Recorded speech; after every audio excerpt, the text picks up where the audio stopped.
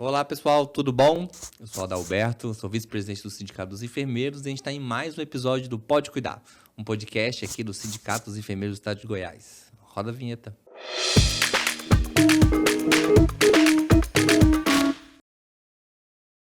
Olá pessoal, tudo bom? Estamos em mais um episódio do Pode Cuidar e hoje com a presença ilustre aqui nos nossos estúdios, né? Estou aqui com o Rangel, meu grande amigo, também sindicalista, né? Que veio importado lá do DF hoje para discutir um tema que daqui a pouco a gente vai revelar. Por mais que o ar do ambiente já possa estar revelando algumas coisas, ele vai contar para a gente daqui a pouco do que a gente vai tratar hoje. Mas, de antemão, vou te apresentar, tá, meu grande amigo? Então, Rangel Fernandes é enfermeiro, mestre em Ciências Sociais pela Unicinos, secretário de Políticas de GLBTQIA+, da FNE, da Federação Nacional de Enfermeiros, assessor parlamentar da deputada Deise Amarilho, do Distrito Federal, diretor de Relações e Assuntos de Iniciativa Privada do Sindicato de Enfermeiros do DF, pesquisador de políticas públicas da população GLBTQIA+, com foco na população T, travestis e transexuais. É isso mesmo? Faltou alguma coisa, Rangel? Não, faltou não. Tá completo aí. Então, conta para mim, meu querido. Obrigado pela sua presença aqui. Te agradeço muito essa disposição, essa disponibilidade sua aqui de conversar um pouco com a gente. Mas conta, gostou do cenário? Eu que agradeço, né? Teve toda uma preparação, o cenário aí nas cores da bandeira, nas cores do foco aí da...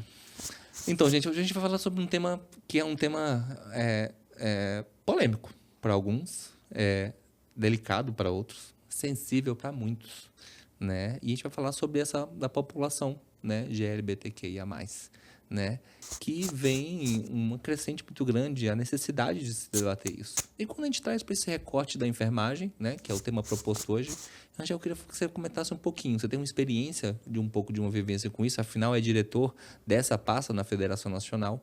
Conta pra gente, como é que iniciou o debate da discussão dessa pasta na Federação? Como é que a gente chegou até lá? Conta um pouquinho como é que foi o caminho para chegar até esse debate e um pouquinho dessa sua vivência para a gente começar a entrar nesse assunto. Eu acho que você trouxe algumas coisas muito importantes e acho que um ponto principal é a necessidade. É necessário estar discutindo esse tema, principalmente que a gente é ainda, né, o país que mais mata LGBTs no mundo. Então, eu acho que quando a gente traz para o pode, né, já traz aí o pode cuidar, eu acho que o cuidado tem muito isso, né? Então, quando a gente fala do cuidado, a gente fala dessa diversidade, e quando a gente fala dessa diversidade, a gente precisa e é necessário fazer esse debate, essa discussão. Tanto no campo, e aí eu trago para a Federação Nacional dos Enfermeiros, né, como sindicalista, a gente pensa nesse processo dentro das relações de trabalho, né? A gente precisa trabalhar isso. E também quando a gente traz para o nosso cuidado, para a nossa assistência, a gente precisa trabalhar essa questão e a necessidade do aperfeiçoamento da política pública, né, que é uma política pública que nasceu há um tempo, já precisa de aprimoramentos, que eu acho que é uma discussão necessária também, que os profissionais de enfermagem, os profissionais de saúde precisam trabalhar isso. E a gente vivencia num mundo diverso, né, onde que a gente vai estar trabalhando com profissionais da comunidade LGBTs, que ia mais aí, né, as lésbicas, gays, bissexuais, travestis, transexuais, queers, os intersexos, né, e os assexuados, e todo mundo que queira somar com a gente, eu acho que é importante a gente estar dentro dessa ligação. E quando a gente traz isso daqui, como você trouxe, né, isso é um tema muito importante que a gente precisa discutir, principalmente das condições de trabalho dessa comunidade, que muitas das vezes elas são vulnerabilizadas e marginalizadas dentro desse processo. Então, acontece muito, acho que a gente precisa trabalhar aprimoramento da política e de acesso dessas pessoas tanto ao mercado de trabalho quanto também à assistência qualificada que os profissionais de saúde precisam ofertar a essa comunidade. Tá, vamos começar então falando sobre os profissionais. Na experiência que você traz, né, sobre essa população, né, específica como trabalhadores, né, quais são os principais pontos que a gente pode trazer como grandes preocupantes? A gente teve avanço em alguns pontos. Claro, você comentou, inclusive, sobre algumas políticas públicas que entendo eu que são muito mais voltadas para o cuidado dessa população, né? Elas serem atendidas por esses profissionais, mas não entendi muito bem se a gente tem uma política específica para os trabalhadores, para a inclusão desses trabalhadores nos espaços de trabalho. Como é que está esse cenário hoje quando a gente vai falar dessa população? Então, a gente tem, né, evoluído com algumas políticas, tem alguns locais. E aí, quando a gente fala sobre isso, sobre esse processo sindical, principalmente dentro da federação hoje, alguns estados já colocaram dentro dos acordos coletivos, né, dentro das convenções coletivas, apoio a essa população que, como eu disse, né, muitas das vezes marginalizadas e vulnerabilizadas, a gente vai trazendo eles para agregarem. Então, alguns sindicatos, como o Sindicato de São Paulo, outros sindicatos têm apoiado nessas causas da gente ter uma cota para agregar essas pessoas, para trazer essas pessoas para o mercado de trabalho. Então, trazer esse processo. E aí eu digo assim, né? Eu, como homem gay, branco, cis, tenho uma facilidade maior, né? Então, de entrar no mercado de trabalho. Mas muitas das vezes a gente fala sobre esse processo de militância, esse processo de aprimoramento dessa política pública, principalmente a travestis e transexuais, que na sua grande maioria são pretas, né, periféricas, que têm essa dificuldade de acessar o mercado de trabalho. Então, quando a gente vai falar sobre um aprimoramento dessa política de acesso ao mercado de trabalho, a gente também está buscando acessibilidade para esses profissionais que têm sido marginalizados, né, e muitas das vezes seguem para o caminho da prostituição, para um processo de precarização, enquanto poderia entrar no mercado de trabalho e somar com a gente. Então, tem esse processo aí, desse perfil. Tá, então falamos dos profissionais, né? Isso. E quando a gente fala de população, Angel, a gente sabe, inclusive, que além do processo de marginalização, né, e o difícil acesso, né, muitas vezes até do receio dessa população de ter acesso a esses espaços onde muitas vezes não são muito bem recebidos ou em alguns lugares até agredidos, né, em alguns pontos, né, ou excluídos do processo, né, ou evitados de não serem atendidos. Como é que está esse cenário quando a gente fala isso? A gente comentou muito em alguns outros podcasts, né, a importância da construção de políticas públicas específicas a determinadas populações, né? Porque se pensa que as populações se necessitam de políticas públicas é porque tem necessidades específicas, né? E quando a gente fala no palpável, o que é política pública hoje para a população de LGBTQIA+. Então, hoje a gente fala de uma política pública, como eu trouxe no início. A gente tem uma política nascida ali meados de 2011 para 2013, então, onde que a gente fala sobre esse acesso desses usuários ao cuidado, né, à assistência, e a gente tem sofrido muito, e aí a gente tem altos índices, né, e aí no último dossiê da ANTRA, que é a Associação Nacional de Travestis e Transsexuais, a gente tem aí mostrando a LGBTfobia dentro desse processo assistencial. Puxa. Então, hoje, a gente busca, né, aprimorar essa política pública de acessibilidade, então tem alguns locais do país hoje, por exemplo, que a gente não tem um atendimento para essa população, não que a gente queira atendimentos específicos, excludentes, um ambulatório, não. A gente quer que todo mundo seja respeitando os princípios do SUS, da universalidade, da integridade, da equidade, onde que todos sejam atendidos da mesma forma. Porque não muda o atendimento. São seres humanos como todo mundo, né? Então, a gente busca esse aprimoramento. Então, esses profissionais de saúde precisam estar ali qualificados. Uma luta para a gente foi, por exemplo, o nome social, o respeito a esse nome social, que muitas das vezes é uma coisa muito simples, né? E que acontece, que é um dos principais violências que a população LGBT sofre nos serviços de saúde. E aí, principalmente que a gente está aqui, num sindicato de enfermeiros, que a gente sabe que a porta de entrada desse serviço é a enfermagem. E muitas das vezes a enfermagem está violentando esses usuários. Então, a gente precisa trabalhar esse aprimoramento, né? E aí, quando a gente vai fazer também estatísticas hoje, os profissionais, né, de saúde tem uma grande parcela que são população LGBTQIA+. Né? Muito mais o L e o G, né, gays e lésbicas, a gente tem lutado para aumentar essa acessibilidade de mercado para travestis e transexuais, mas a gente sabe que muitas das vezes são esses colegas que violentam esses usuários. Então, a gente precisa trabalhar esse poder, né, e essa transformação social aí, cultural, nesse sentido da assistência e também do mercado de trabalho para essa população. Nossa, que reflexão muito boa, Angel, né? O nome social é uma coisa realmente muito simples, né? E que faz uma diferença muito grande, né? Afinal, representa toda uma identidade para essa população, né? Você falou muito bem sobre esse processo da política pública, do trabalhador. Você tem vivenciado muito esse processo? Por exemplo, a gente tem vivenciado nos noticiários, inclusive, o processo da agressão, né, desses profissionais, e que muitas das vezes esses profissionais me perdoe, essa população procura o atendimento, muitas vezes, da unidade de saúde, né? Às vezes por uma agressão, às vezes, inclusive, por uma até mutilação, né, em algumas das vezes. O que está sendo feito, inclusive, para preparar esses profissionais, né? Porque você comentou muito sobre a necessidade de preparar e tal, mas a gente tem programas específicos para isso. O Ministério da Saúde, inclusive, tem pastas específicas, né? Existem cursos, né? Em que pé a gente está nesse processo? A gente está caminhando em passos lentos, né? Assim, às vezes a gente olha assim as carinhas, assim, as feições, assim, quando a gente fala assim com que passos tá, a gente já faz. Mas conta um pouco pra gente. Eu acho que tem muito essa questão do vai e vem, né? E aí, quando você traz essa questão do nome social, só que veio à mente, a gente tem muita utilização do nome social, por exemplo, o nome artístico, né? Ninguém chama Xuxa por Xuxa, Maria da Graça, que é o nome dela. Sempre chama por Xuxa. E eu fico me questionando muitas das vezes, e aí quando digo, né, quando trago ali na pesquisa, quando eu fui pesquisar, que essas usuárias e esses usuários falam que quando chega nos ambientes de saúde, o profissional tem dificuldade de falar seu nome social, né? Tem essa violência. E aí, quando a gente fala da violência, que como você trouxe, não é só uma violência física, tem uma violência mental, tem uma violência psicológica, né? Tem uma violência de identidade desse usuário, dessa usuária. E desse profissional também ali, né? Que está fazendo esse tipo de violência. E muitas das vezes essa violência como se diz, pode-se dizer, né? Pode-se entender que é, muitas das vezes, uma falta de educação mesmo, né? E aí a gente tem esse processo de negligência do Estado quando a gente fala sobre o processo da política pública nascida ali em 2013, que deveria fazer esse aperfeiçoamento desses profissionais e a gente não tem tido.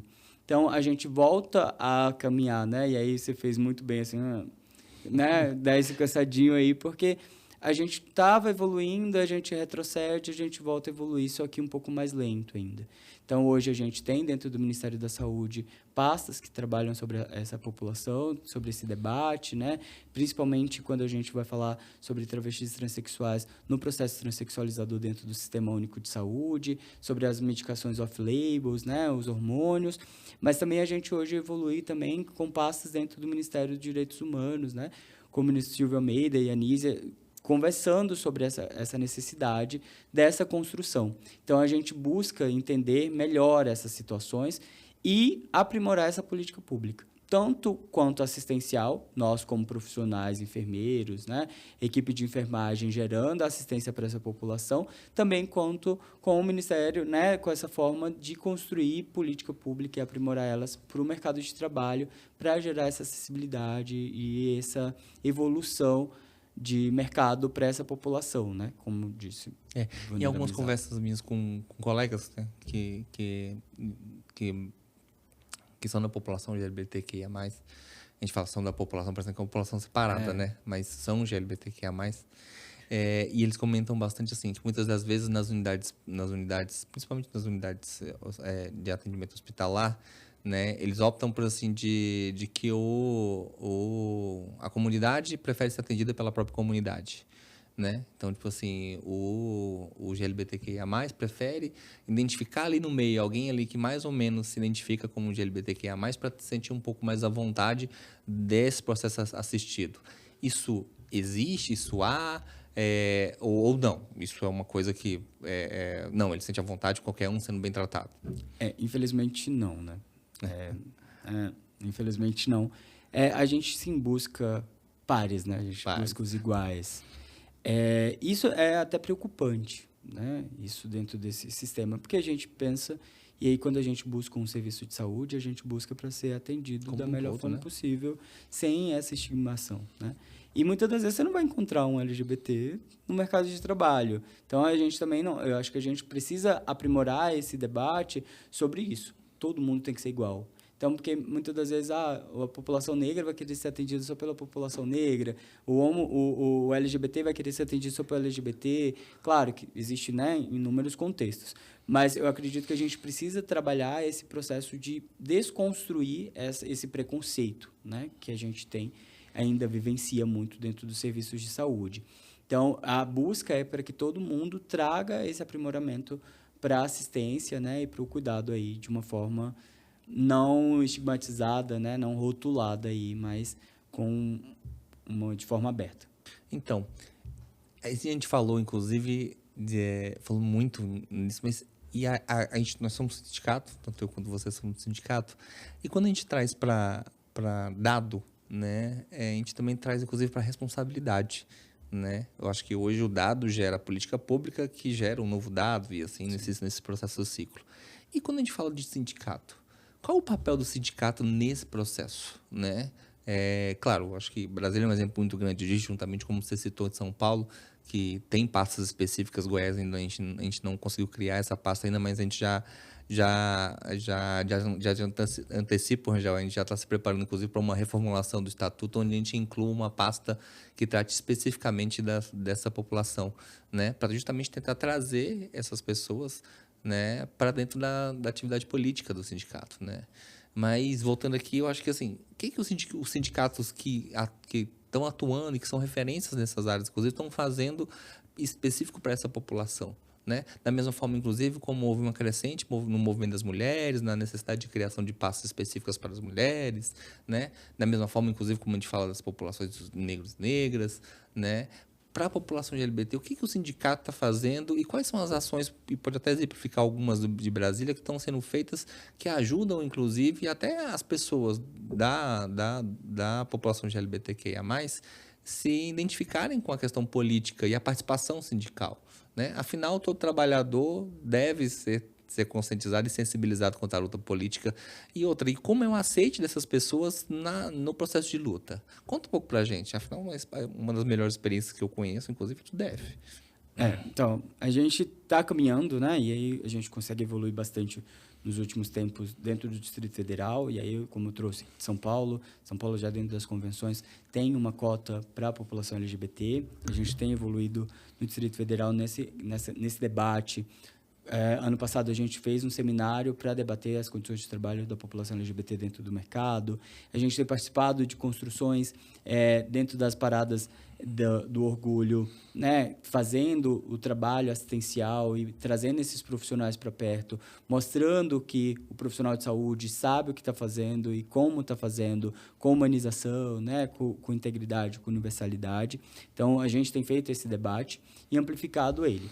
Então, quando você traz isso também, e aí isso é um debate já internacional, né? Então, a Organização Internacional do Trabalho começou a fazer esse debate já sobre essas questões da necessidade. Eu acho que é um passo importante para a gente, como você trouxe das outras, né, das outras lutas aí das mulheres, dos negros e negras. Então, a comunidade LGBT também tem se organizado nesse processo da necessidade disso.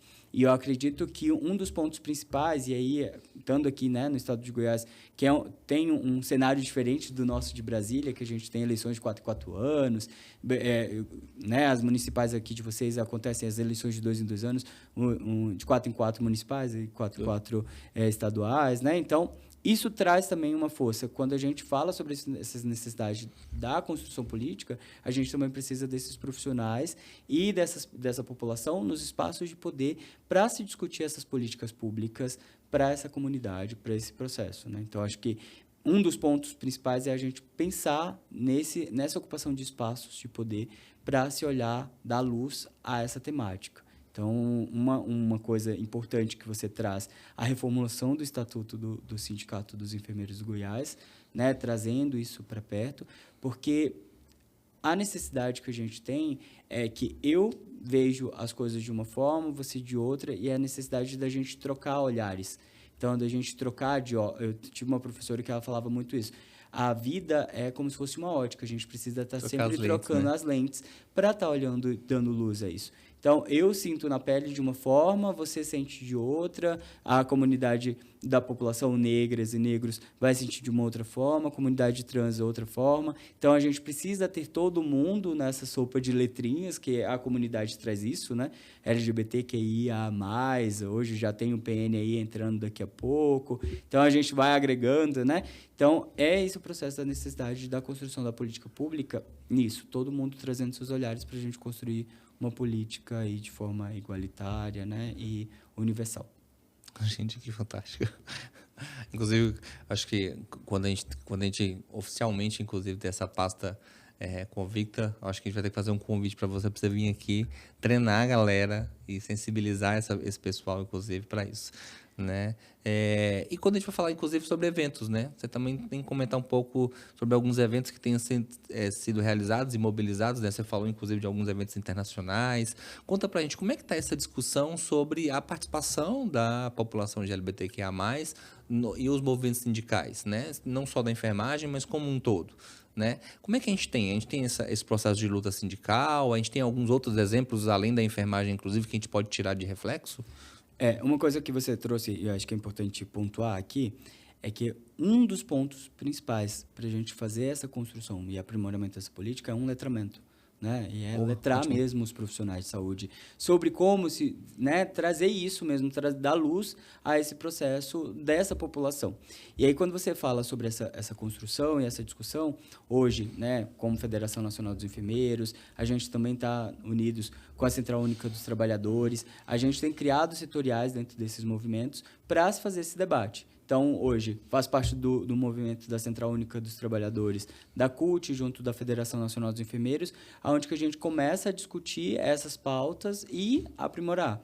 Então, ano que vem, em 2025, a gente tem a 4ª Conferência Nacional LGBT, e aí a última foi que gerou uma política pública, né, do aprimoramento. Então, a gente volta a discutir isso.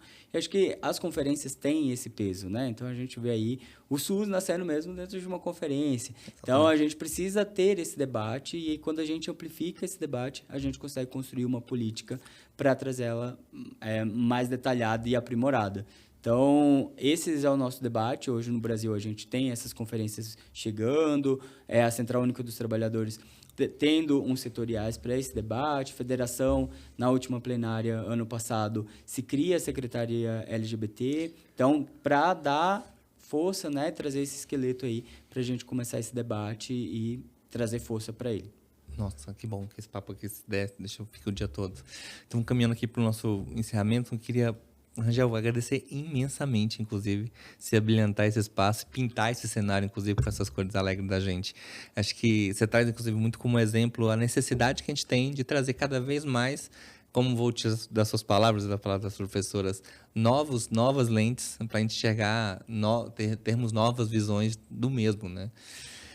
Então, acho que é isso. Agradecer bastante em nome do sindicato, né? Dizer que é muito importante cada vez essa participação, né? Eu acho que nosso objetivo, inclusive, como podcast, foi pautar temas, inclusive, antes não pautados.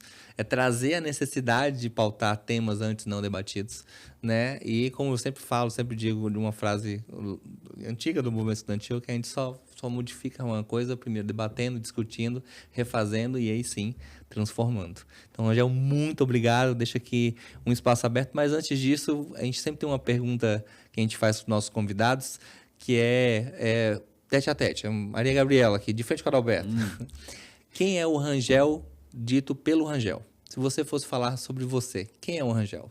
Nossa, pesada a pergunta, né?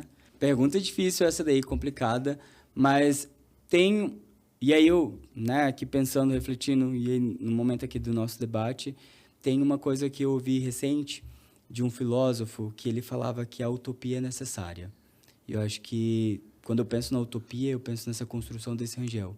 Tem um Rangel utópico que muitas vezes tenta, né, e busca criar possibilidades. Eu acho que trabalhar nessa pauta, principalmente, né, fazer essa discussão hoje, ocupar esses espaços para se debater as políticas públicas da população LGBT, dos trabalhadores LGBTs, traz isso também para mim. Então, ser um homem gay, cis, branco, feliz, militante, traz esse ponto para a gente ter essa necessidade. Então, eu sofri alguns tipos de violência dentro do serviço, por ser um homo, e aí isso foi crescendo. E aí, quando eu vi algumas pacientes também, minhas travestis, transexuais, sofrendo violência de outros colegas, fazem com que a gente acredite que temos como transformar esse processo. Então, isso faz com que eu acredite, e aí me constrói um Rangel mosaico, né? Cheio de pontinhos aí a serem construídos e visitados o tempo todo para ter força para continuar lutando por um mundo melhor, acho que mais universal e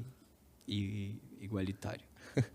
Que lindo. Fiquei nervoso, viu? Essa É. pergunta aí. Cara, assim, pode cuidar dessa forma. A gente faz as perguntas e as pessoas Tem que respondem. cuidar do meu mental agora. Não, pois é. Mas esse é um Rangel muito bonito, tá? É um Rangel muito feliz, inclusive. Foi muito feliz nas suas colocações, tá? Então, eu queria deixar um espaço aqui, inclusive, para você agradecer a todo mundo, mandar uma mensagem para todo mundo que tá ouvindo aí, tá? Quero agradecer imensamente aí ao Sindicato do Goiás, que está com a gente, né, nessa luta na Federação Nacional dos Enfermeiros, colocar os sindicatos de Brasília à disposição também para essa construção. E como eu coloquei, né, é acreditar no mundo melhor, né, não é utópico, acho assim, né? Como já dizia Paulo Freire, a gente não consegue transformar o mundo, mas a gente transforma pessoas, que as pessoas vão transformar o mundo. Então, acho que é trazer isso e me colocar à disposição para fazer essa construção, para a gente aprimorando tanto o mercado de trabalho, quanto o cuidado, que eu acho que a gente busca isso, né? E a enfermagem é isso, a enfermagem é cuidado, e essa ciência do cuidado faz com que a gente possa gerar uma assistência de qualidade, profissionais de qualidade e um local melhor para todos. É isso aí. Gente, obrigado você que ficou até aqui agora ouvindo e assistindo nesse nosso podcast, esse capítulo fantástico. Obrigado, Rangel, mais uma vez. Então é isso. Para você que não assistiu os outros capítulos, aqui embaixo tá o link. Para você que tá nas streamers, né? Curte aí os outros capítulos ou ouçam todos os capítulos e assistam, que estão cada um tá um melhor que o outro, tá? Mais uma vez agradeço bastante, Rangel, e até a próxima.